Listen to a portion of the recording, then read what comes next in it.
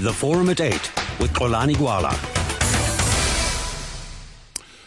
Thank you very much. It is now 5.5 minutes after 8. A very good morning indeed, and a warm welcome to the Forum at 8 here on SAFM, South Africa's news and information leader. Conversations with My Sons and Daughters. That's the title of a new book by Dr. Mamphela Ramphele, who joins us now from our Cape Town studios to talk a little bit about this book. A very good morning to you, Dr. Ramphele. I thank you for your time today.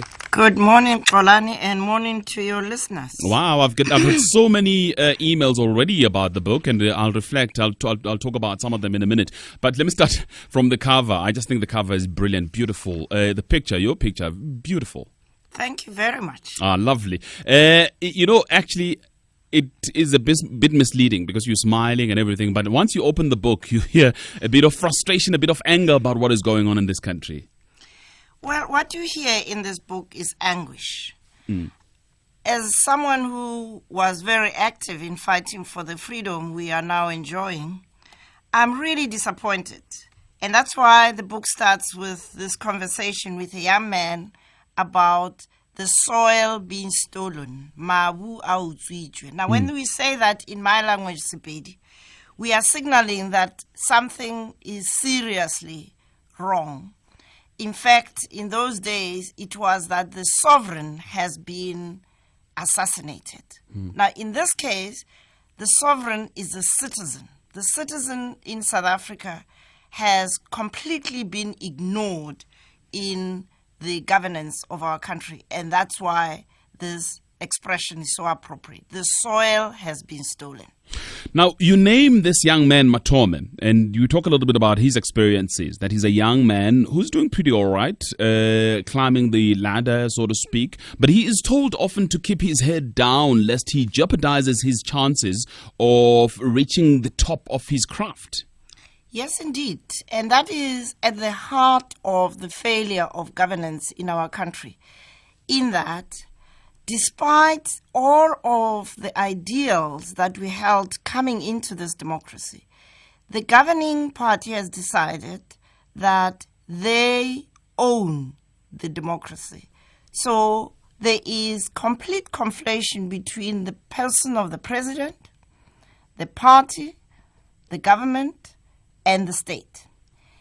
Hence, the complete impunity in corruption, nepotism, and patronage within our system. It is not simply the problem of a few people doing something wrong. It's a culture. And that is what is frustrating young, professional people who want to do the best thing for their country.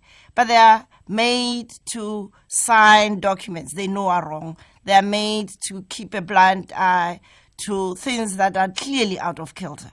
And when they do blow the whistle, as we know in several cases, they end up being in trouble. So the dilemma Matome is facing is that talk and lose whatever you've accumulated or whatever you've achieved so far and working towards, or shut up and watch your country go down the drain, slide into a failed democracy. In fact, you say Matome talks about the assassins of the citizen as sovereigns, and that's quite a serious one. Well, it is a serious one. When you think about the potential for this country for greatness, and then you look around you today as we speak, you see the fruits of this culture of impunity, this lawlessness, that people, including those illegal miners or illegal strikers, they have watched the law being broken and people getting away with it. And so there is, in a sense, a tone that has been set in this country that law and order doesn't matter, that the rule of law doesn't matter, and that playing the game by the rules, including the rules that are very, very clear in our Constitution, that our public service should be one that has competent, committed, accountable, and respectful public servants. But instead, what we have are loyalists, people who can lie about their qualifications, like this guy who's the COO of SABC, and still remain in his job, paid an unbelievable amount of money, 1.6, when teachers who work their butt off are being paid less than half of what he's earning. It really is outrageous, Xolan. You quote the former Minister of Safety and Security, Signe Mufamadi, as saying that we may be in the early stages of a dangerous kleptocracy. Absolutely. I mean, where you have a problem, let's take the famous Nkandla affair. You have clear, at least on the face of the evidence we have, breach of all of the protocols, even the infamous ministerial handbook. It's very clear that you can't spend more than 100,000 on private property in the name of security. But here you have complete violation of every rule. Now, instead of the minister directing his attention to who authorized this, no, he is worried about who leaked this, which means that who is bringing the citizen into the governance process. This is where the assassin metaphor works, because public servants are there to serve us as citizens. Now, when we become the problem to those in government, that is the assassination of the citizen. Where then does the conversation with the sons and daughters come in? You talk about the urgency of the conversations, but what kind of conversations and where does it come in? Why is it urgent? It's urgent because I meet so many young people in all walks of life who are, in a sense, confused. They can't believe what is going on. So the conversations start with understanding, how did we get here? And in my view, how we got here has to do with, first of all, at the time we made the transition to democracy, we underestimated what it would mean to make the transition from authoritarian governance to a constitutional democracy. Those are two different governance systems. The latter requires the citizen to be at the center of the governance process for an accountable democratic process to occur. The former, which is what we have had under the colonial system, apartheid system, is where those in positions of power rule the roost. Now, if you don't have a conscious process of changing that culture, which should include civic education for everybody, including the president, to understand the difference between a parliamentary democracy and a constitutional democracy. When the president stands up in parliament and says he doesn't understand why, being a representative of a majority party, people could have something to say about the policies that they propose. I mean, that's a clear lack of understanding of the difference between a parliamentary democracy where the majority rules and a constitutional democracy where the citizen is at the center of it as a sovereign. The second problem we didn't take care of is we inherited a socially engineered inequality system. Now, we can't simply assume that as the economy grows, you're going to correct that socioeconomic structural inequality. And because of the compromise of the nature of the democracy, we agreed to have a TRC that focused on gross violations of human rights and not focusing on socioeconomic rights. Now, our first government under Ntate Mandela should have then had a game plan about how do we deal with the socially engineered inequality.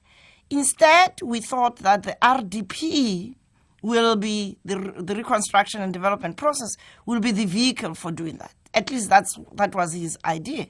But the fact of the matter is that the level of socially engineered inequality is not one that can be solved by an RDP house or a tap or an electricity connection. It requires structural change in the economy. The mining industry debacle that we are now witnessing is one example of a mining industry that continues to function on the basis of 19th century policies. The same thing applies to our banks. They are a monopoly, and everybody knows that, but they are not touched. And I can go on and on about the apartheid geography that we have left untouched.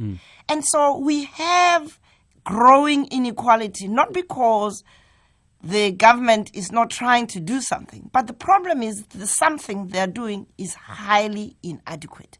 And so that's, in my view, the root cause of the problem. Sure. You allude to some of the reasons why young people, and in fact, when you talk about Matome, that dilemma about him not wanting to participate. And I've got an email perhaps that you may want to respond to. It comes from Lutando Lukos in Centurion, who talks exactly about some of these issues. But he says, how does Marampele expect us to be critical of the ANC when Gwede Mantashe, Blade Nzimande, and Natim Tetwa, or Natim Tetwas of this world, will crush you and portray you as a capitalist black middle class that represents white capital? Even when I debate with my black middle class friends and I criticize the ANC and government, it's either I am seen as jealous because I don't work for government, or seen as those brainwashed blacks who sympathize with the DA. It's very interesting that in the apartheid era, people were afraid of being arrested and sometimes brutally murdered. And there was, amongst white people, Swart Gefar. If you don't follow us as the National Party, the blacks are coming to take over. Today, we have, again, fear in our politics. Now, the fear is around being excluded from the benefits of this highly skewed, elite-focused economy by those who are in charge of the governing party. And also, the fear that is being sown amongst black people that if you don't support the ANC, the white people are coming to take over. So from Swart Gefar to Wit Gefar. So that's precisely the point I'm making about our failure to educate for democracy is really at the root cause of why these young people, whether it's Matumi or Lutando, they don't have an answer to these bullies, because I call them bullies, in the same way that we had bullies in the apartheid era. So my response to Lutando is, you have nothing to fear except your shadow. If you were to do what we did under much more difficult circumstances of mobilizing ourselves into a very tight solidarity group, today you can do it much faster with social media. If you have the numbers, and you do, incidentally, young people in this country, which is the reason why this book is focused at my sons and daughters, they are the majority population. So why are they allowing a minority of aging people like me to dominate the political scene and to dominate the economy and to dominate the social structure at the peril of the future of our country, which is a great future? Well, perhaps to further develop that point, there's another email from Tsepo Moyane who says, Dr. Rampele is correct. We live in a country where a person must forget all about his morals in order for him to live a better life. The unemployed youth of this country are being told to get a membership card of the ruling party in order to get a job in government. This is a personal experience, says Tsepo Moyane. Absolutely. You know, in the days when we were activists, there was the IFP in the KwaZulu-Natal region where you couldn't be a teacher unless you had an IFP card. Today we are back to the same thing. I know countless young people, brilliant young people, who are either entrepreneurs or who are professionals, who are completely frozen out of opportunities, including access to public funding, which is supposed to be there to support black economic empowerment. So this is a governance culture no different from the National Party culture. And this brings me, Xolani, to the most fundamental point I make in the book, and there is a whole chapter devoted to it, which is that there is not a single example globally, and I'm not talking Africa, globally, of a liberation movement being able to shed the culture of liberation politics, which is about exclusion, loyalty, and people toeing the line, to become a constitutional, democratic, and open society type of governing party. That has not happened. So that here in South Africa, we think we are going to make history. We then have to be doing something extraordinary to make this history. Because when you look at the history of Sweden, which had invaders in the 17th century, the warriors who fought a war against those invaders, when it was over, they won. The Swedish people understood exactly what I'm saying. The warriors were good fighters. They must be acknowledged, thanked, given pensions, great houses out of the governance process, because we need a different set of skills for governance from those for fighting against a system. It's easy to fight against something. It's very difficult to build. Right. I'll open the lines here on 0891 104 208, 0891 104 208. I'll be taking SMSs at 34701, 34701. We're chatting to Dr. Mamphela Ramphele. We're talking about a new book. It's called Conversations with My Sons and Daughters, 0891 104 208. A couple of SMSs, in fact, a whole lot of SMSs have come through here. Let me read one or two. There's one from Sianda who says, my own analysis is that as long as ethical members of ANC are silent or speak about corruption but do not act, we will slide down to death of society. That's Sianda on SMS. Another one says, one of many things that hurts me is people in power who call us poor people. I used to think that we are one people.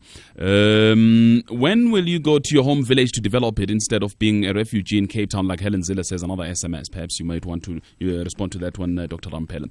Another one, it says, please ask Madam what she thinks of electoral reforms in terms of separating state from party mzamo. In fact, you do talk about this matter quite extensively in the book about the separation of state from party, Dr. Ramphele. Yes, indeed. Well, let's start with home truths first. My village. Mm-hmm. I have been very active in my village because my beautiful mother lived until 89 and a half, and she had a homestead there, which we as her children helped to renovate and make sure she's comfortable. And in the process, I've been supporting the secondary school there with my own personal money for the last 3 years. And now, fortunately, Old Mutual, because the school is doing so well, is going to be supporting it going forward. But in addition, I have been talking to people in my village to say to them, you can't have young people walking around the foot bikes with no purpose in life. And we have done a demographic survey of the village and found that, in fact, my grandfather, who used to be a very successful peasant farmer there, had bought land together with other families, and we are now resuscitating cattle farming in the area. So your SMS person is correct. You cannot sit in Cape Town and talk loudly like Mamphela does and not get your home base right. And that's what I'm doing. But I'm not going to spend 200 and something million of public money. This is personal money, must go to personal things, and community money to community things. The issue of the poor, I have been on that for, I don't know, a decade. When I was at the World Bank, I used to say to people, once you start labeling human beings as the poor, it's very difficult to see that they have the same aspirations as you, and therefore they need to be treated with the same dignity that you treat us. Politicians in this country talk about our people, the poor, and so on. Again, distancing. And so I agree that we need to go back to Ubuntu, which is I am because you are. And in that scheme of arrangements, we are all equal. Our constitution also requires us to act in a manner that promotes equality. And so in the book, I talk about one of the things we need to do is to heal ourselves from these divisions that we have inherited from the past, but that we are continuing to strengthen through the kind of failures that we talked about, and the failure to understand the importance of treating someone the way you want to be treated.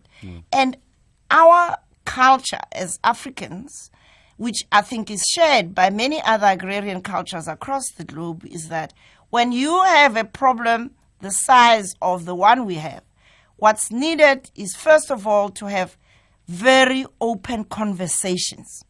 No fear-mongering business. Let's talk about what is the problem. The problem is we have failed governance in this country, and we have a private sector that is acting in a very parasitic manner rather than taking leadership to be part of the solution of re-engineering our socio-economic realities. All right, let's take some calls here. Let's start with Thabo in Rosebank. Hello, Thabo.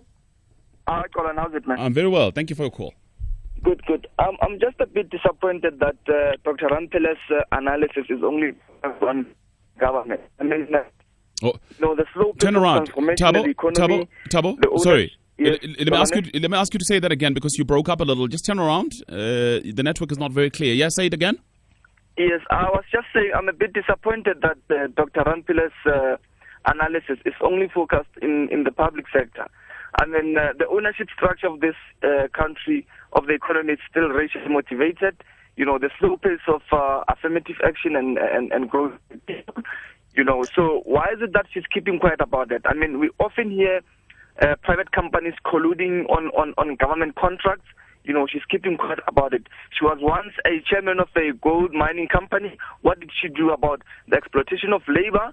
You know, like there are so many things, but she literally ignores to talk about those things, and they are racially motivated. Why are we not talking about it? Period. All right, Thabo in Rosebank, do you want to respond, please, Dr. Rampela?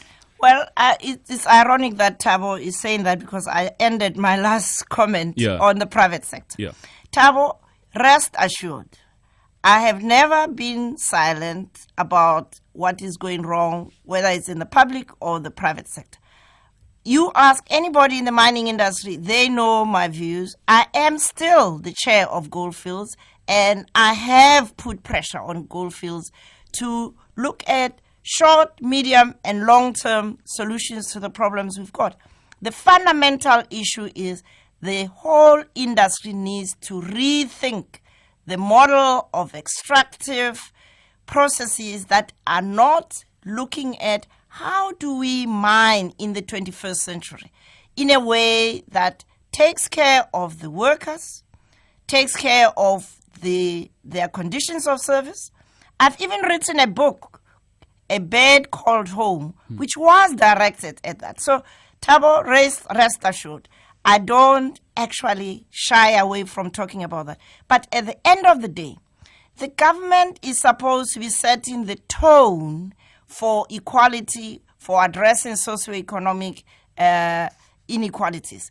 And our government, through its inadequate processes of governance, have taken even the Black Economic Empowerment Policy, which is not exactly ideal, but even if you were to take that and look at its full repertoire beyond ownership, you would see that if that had been properly implemented and monitored, we would have had a different outcome. But instead, the governing party is fronting. We have Chancellor House, which is a front for the ANC, therefore undermining the very Black economic empowerment process that they say they are pushing. So I have not been quiet, Thabo, but I need you as the next generation to stop complaining in the quietness of your houses and start making your voices heard. All right. Let's take Zinhle in the Eastern Cape. Zinhle, good morning. Good morning, Xolani and Dr. Rampela. How are you? All right, and yourself, Zinhle. Thank you for your call. Yes, well, no, my contribution, Xolani, is that I have listened to Dr. Rampela and I agree with much of the things that she has said. But to move beyond that, I wanna contribute and say these are matters that gain a lot of legitimacy if they are raised within the level of civil society. they need active citizens, or shall I say, vigilantism of civil society. There is this organization, for instance, that she's working for. I don't know whether it's Justice for All. When they were challenging issues and they took them to the Constitutional Court and they were successful. Well, I believe that even within the African National Congress, there are intellectuals who are as frustrated as Dr. Ramphele is, because this is not necessarily advantageous to those in the ruling party. It's problematic to the whole of society. So if we raise them above party politics and they become issues that need the activism of us all as society, we'll be able to deal with them. Okay. Because automatically when these matters are raised by political parties, by opposition parties, the focus is being shifted on them being material issues that need to be addressed, and they are taken as political scoring, party political scoring. Right. So I think people like Ramphele, not only her, but even intellectuals within the African National Congress, within AZAPO, within PAC, within the Democratic Alliance, but not as political parties, but as structures of civil society, we can be able to deal with this confliction of the party and the state. All right, Zinhle, I'll get Dr. Ramphele to respond. By the way, she's the founder of the Citizens Movement. But what I need to do now is to take the news headlines. I know that there's Senzeni in the Western Cape who's been on the line for quite a while. There's also Gift in Port Elizabeth, other people calling in on 0891 104 208. A whole lot of emails at gwala@sabc.co.za, and SMS is at 34701. I'll look at them in a minute. Perhaps maybe I should start with this email from Johan in Rivoli, who says, can Mam Ramphele please define and put into context a clear definition of the current generation in terms of politics and also economics? 2, can she depoliticize the issues of youth? I really think we have politicized every debate in this country, says Johan. 3rd point, what is her opinion on Julius Malema's behavior towards current economic development? And 4th point, unfortunately, each generation does not effectively deal with the hurts, battles and pain of the past struggles. We today are inheriting the complex immoral behavior of greedy politicians who are suppressing the truth about who we are as Africans. That's an email from Johan in Rivoli. We'll go to that email in a minute. But Gift in Port Elizabeth has been on the line for a while for me. Good morning to you, Gift. Good morning, Xolan, and good morning to the honorable professor there. Look, Xolan, I think to me, in true liberal fashions, especially after 1994, I think to me liberals have opportunistically cherry-picked on a lot of issues where they want to appear to be on the side of the speaking of the majority of South Africans, in particular the working class.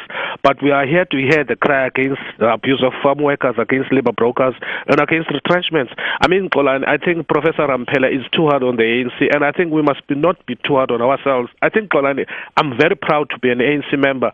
That said, for example, I'm proud of the ANC because it is the governing party. It has achieved, together with a lot of South Africans, great things that have happened in the country. We've got a great constitution, a Bill of Rights, many laws which seek to undo the suffering and hurt the occasion by apartheid system, an independent judiciary that works, a strong macroeconomic framework, an intact defense force which understands that it is subordinate to the political leadership, massive improvements in the living standards of black people in general and the African people in particular, but lastly, a recognizable place among the international community of nations, which is a member of BRICS. So to me, these are the things that I think we must not be hard on ourselves. But I concur with some of the issues that Professor Ramphele raised, in particular the issues of corruption. But I think, Xolani, the accusation that if you are not a member of the ANC, you cannot get a job in government, I mean, it's untrue, Xolani. Dr. Ramphele knows for a fact that Professor Intumelo Mosala was once a director general in government, and I mean, he's a well-known leader of AZAPO. So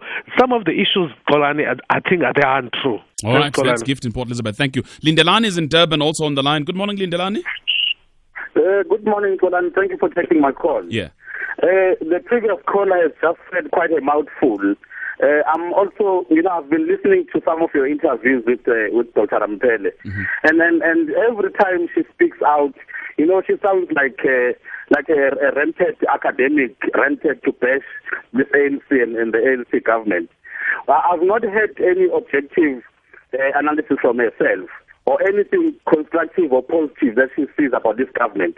To her, every time she looks at this government, she's got all the wrong things to see. And her selective look at explanation. Lindelani? Oh, we're losing Lindelani's line. Lindelani, we're losing your line. Sorry. We've got to move on. Peter in Grahamstown. Hello, Peter. Hello, Xolani. Look, I asked not to come on air. All I wanted to say was that we need much more of this discussion. Your hour with all the interruptions is inadequate because I feel most inadequate to speak to a woman of this caliber. But she's going to make a lot of people in this country feel very uncomfortable who've got their snouts right in the gravy trough. And I want to live in South Africa. And I speak on radio because I'm very worried about the future. But please, Xolani, I've asked for a longer period for your discussions because you bring up very, very good topics. And we need much more of this sort of discussion on radio. And please carry on with it. Get Dr. Rampere again on your show. All right. And let's carry on with this issue because it is an important issue to all of us. All right. That's Peter in Grahamstown. Let me read an email. It comes from Mr. Boza Mageba in Pretoria. Rampele is a perpetual complainant who has failed to lead and has opted to be a reactionary who only reacts to media reports with little or no empirical research in her criticisms of the liberation movement, the ANC. Her attempt to incite and mobilize against the ANC is an exaggeration generalization, which is born out of a frustrated ideological confusion of neoliberalism mixed up with concoction of moribund Africanist capitalism. She pretends to be an advocate for the plight of the poor, and yet she keeps away from the real issues of the white monopoly of the economy of South Africa. That's Mr. Boza Mageba on email.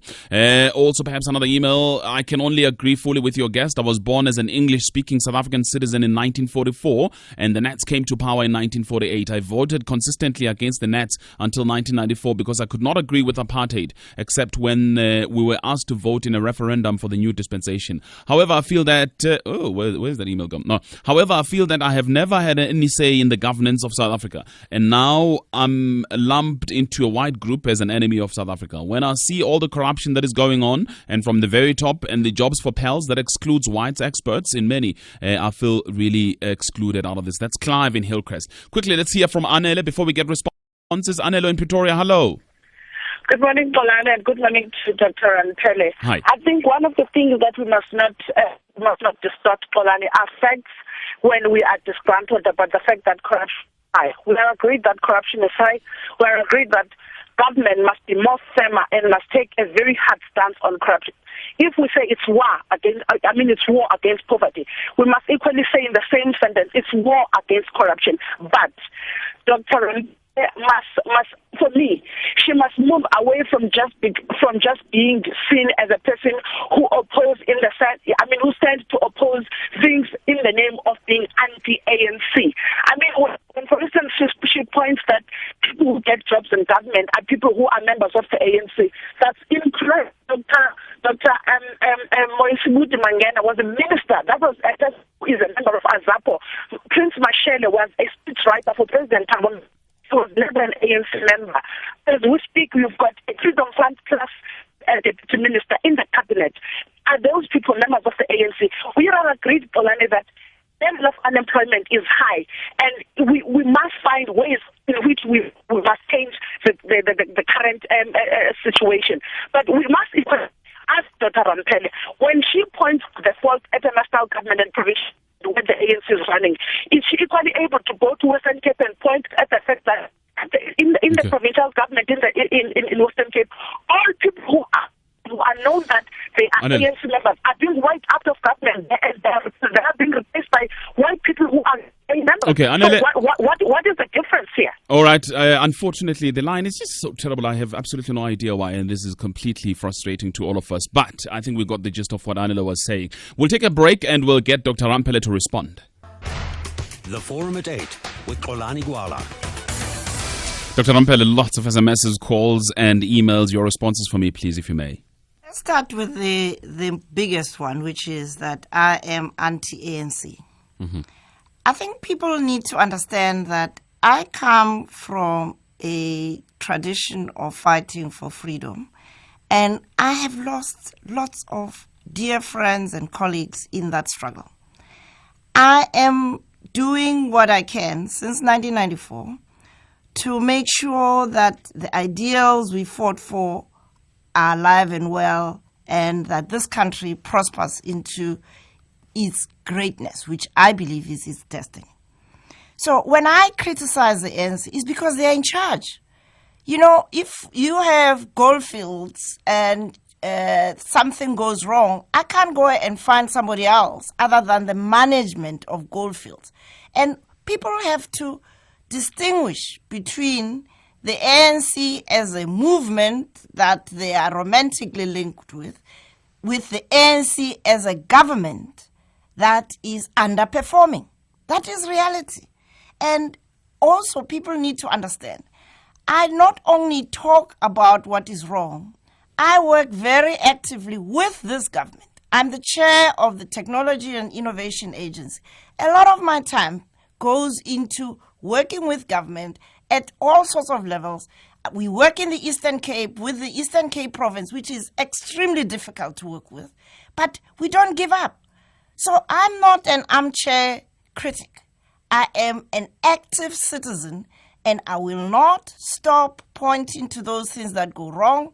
At the same time, I praise people when things go right. And if you look at my writings, you look at everything that I say, you will see that balance. The unfortunate reality is that at the moment, there is a preponderance of governance failure, and I will speak to that because I care about the future of this country. And that brings me to the issue of facts. You can point to Musala, you can point to Musibudi. I was responding to Xolani's point from a young person who is making the observation that they can't get jobs in the ANC. They're told to get an ANC card. And I've heard that in villages. I've heard that in townships. So it can't be that I don't have my fixed rights. I work on the ground, and that's where I get the messages. The other important point I want to make is around the issue of how do we define the current generation and the issue of depoliticizing the youth. I believe that we are, unfortunately, a society that has not paid sufficient attention to the wealth that we have represented by the youthful population that we've got. In terms of demographics, we have the youngest population bulge, the youngest population profile compared to many other countries. And in terms of being on the African continent, which is also the continent with the youngest demography. And so you would have thought, given how people who died to have the kind of energy, creativity represented by this youth, we should be having a first-class education system. We don't. We should be having a first-class healthcare system. We don't. We should be having a skills development process that makes sure that we turn that creativity into skills. We don't. Which is the reason why we have produced the unfortunate phenomena of tenderpreneurs, of which Julius Malema is one of the leading lights, because he had to find a way of surviving, and the patronage system, which is part of the governance system of this country, made it possible for him. To now turn around and see him as an anomaly, he is simply a product of a culture which tolerated the setting up of a program management unit in my Limpopo province. Everybody knew about it. Nobody did anything about it. So to then blame him as an individual, we should be looking at the system, which is the problem. Right. And that brings me to active citizenship. I agree that we have to deal with these matters in the first place as citizens, which is the reason why, after trying hard post-Dinukeng scenarios to say, people, let's work together as citizens with our government, I didn't realize that actually the reason we are not working together is because people are wounded. They lack the self-confidence, the self-respect, and this dependence on leaders has to be talked through. We need to grow into our maturity as a democracy by getting citizens to assume their responsibilities alongside their rights. That's the reason why the citizen movement is there, is party political, but it is political because to be a citizen is a political status. And so I have tried in my youth as an activist and now in my old age to mobilize my fellow citizens to say, the soil is stolen. Let's do something about it. Let's go to Lorato here in Johannesburg. Good morning, Lorato. Good morning, Xolani. Thank you very much for taking my call, and to Dr. Mamphele Ramphele. You're most welcome. I think it is interesting that what she's precisely raising about an honest conversation about what is wrong in our society, people are choosing to be selective in what they listen and how they listen to the things she's raising. Instead, they want us to continue praising the ANC for the good that they have done, but not for the bad that is going wrong in our country. And I think that is really at the nub of the heart of the problem that we are experiencing as young South Africans, that people want us to continue to be praise singers instead of pointing out what is wrong and coming up with the solutions. And I hope, Xolani, going forward, knowing that SABC has a terrible culture of silencing those who speak against them, that you will continue featuring Dr. Mamphele regularly so that she continues to be a conscience of our society because she has access to this powerful tool of mass media. Thank you so much. Yeah, but Lorato, in defense of this particular program, I have never heard anybody say anything about who I can feature and who I cannot. Lorato, though, in Johannesburg, and it's a fact. I'm just telling you a fact as is at the moment in relation to this program, Lorato. I thank you very much for calling. Philip in Port, good morning. Good morning, Johan. Hi, welcome, Philip. Hello, Dr. Mamphele Ramphele. Hello, Ntati. I think sometimes we South Africans are too critical to ourselves, which is not bad anyway. But I think we have to give credit to a lot of things happened in here. I would just like to give an example of somebody who's a farmer. I know where you come from. You used to farm. Normally, after farming, pruning, things like that. Yeah. There is no way you'll get better fruits without doing the pruning. Mm-hmm. And when you talk about people, when you say pruning, a lot of them are going to be disadvantaged. Like what is happening with the entrepreneurs. It's not wrong if Malema was found out. It is not wrong if now people start seeing light and then they start rooting those things out. It is right. Some of this thing has to be encouraged. We have to learn. You must remember that we are from another system. And this system was very, very cruel. We come out of that system trying to learn something. We cannot just be perfect. We have to give courage to each other. People like you, who have known these things, who have seen these things, who had an opportunity of going to school, should help. I think you are too hard on the people. So your standard becomes too high that the people are going to be discouraged. You know, people, if are not that much educated like you are, what are you doing to them if you cut them to pieces like you are doing? Philip, thank you very much. An interesting point there raised by Philip, and I would ask you to respond to it straight away, Dr. Ramphele, because you talk a lot about the Constitution in your book and the standards that it set. Philip is suggesting that the standards perhaps that you are setting are too high. Well, then we shouldn't have had the Constitution that we have.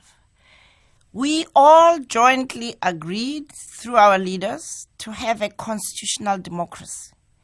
And that democracy sets a very high standard. I'm not asking us to do anything other than what we committed to do in our Constitution. And it is not correct to say that I never praise people. If you look at my writings, I am very balanced. I praise what we have as accomplishments. And the reason why I work with entities such as the Technology and Innovation Agency is because I recognize that Rome was not built in one day. We all have to work together. But we have to come face to face with the things that have nothing to do with standards. There is no reason whatsoever for corruption other than greed. It's got nothing to do with standards. There is no reason whatsoever why we are failing to provide basic high-quality education And the same people who fail to do that send their children to private schools. Why must I be quiet about that? We have a healthcare system which is inadequate to the task that we have on our hands. And the part of the reason for that is that we don't set high enough standards. When I was a vice chancellor at UCT, people said to me, I am being harsh. But at that time, I wasn't criticizing outsiders. I was criticizing the University of Cape Town. I was saying to them, you cannot have equity without excellence, and you can't have excellence without equity. Now, that's a high standard, but that's a standard which our Constitution has set for us. It says we will be a country united in its diversity and a country that promotes equality for all. That's the standard that was set. We are falling short of that standard. That's all I'm saying to you. And the other thing is, you know, when people stop criticizing you, is because they've given up. I am speaking out against those things that go right because I believe in this country. I believe this country can achieve the greatness that is set out in our Constitution. It's a question of whether you and others are going to join in this struggle for greatness. We've got to wrap up now. We're running out of time. But there are three people that you mention in your book. You start with Matome, and you also talk about two young ladies who would have had an influence in you eventually writing the book. How are they taking up your challenge, do you think? Do you think that they are able to deal with some of the standards, one that you're setting, but also the challenge that you're throwing out there for young people to take up these challenges? Absolutely, Roland. I went to address the Black Management Forum the other day. And interestingly, the theme of their conference this year was systemic corruption. So it wasn't Mampila, it was a Black Management Forum. And in that forum now, we have people like Bonang Mohali and others who are determined to rediscover this greatness that I'm talking about. The young women you are talking about are my daughters. They are absolutely thrilled that I took up their challenge, and they are working on setting up circles of healing that I speak about in this book, in which they examine their own lifestyles. How are they living up the values of our Constitution? And perhaps this is something that the critics who have been calling in should pause on. The book makes very practical suggestions. Taking the culture of African healing circles, let's sit around in our homes, in the workplaces, in the communities, and talk about what is going right in the home, what is going wrong, what are we going to do to put it right. The same thing at work, the same. Imagine if every department in our government were to start the day with a staff meeting where they're sitting around in a circle and saying, what did we do right last week? Where did we fall short? How can we improve? And how can we improve? That's really all I am asking for. I'm not asking for people to be perfectionists, but I'm asking for us to strive for that greatness, which we have the capacity to reach. I'm inundated with a lot of SMSs, people asking for the contact details for the Citizens Movement. Yes, it's www.subject number 2 citizen.co.za, because at the end of the day, what this is about is we all need to take that journey from being subjects of authoritarian systems to become citizens of this beautiful constitutional democracy. www.subject-to-citizen.co.za. Yebo. As always, a pleasure talking to you, Dr. Mampela Rampela. I really appreciate your time this morning. And Thank also, you, Roland. Thanks indeed. Well, people also are wanting to know whether the book is available already, and I think it is available. Yes, it is available at Exclusive Books and many other major bookstores. Fantastic. Thank you for your time. I really appreciate it, Dr. Rampela. Dr. Mamphela Ramphele talking to us from our Cape Town studios, author of The Conversations with My Sons and Daughters. That's her latest book. And I would like to thank her indeed for coming through. I would like to thank you for all the inputs on the program this morning, starting with SMSs, emails, and their calls. Unfortunately, couldn't get through all of them. All of them. All of them. All of them. All of them. All of them.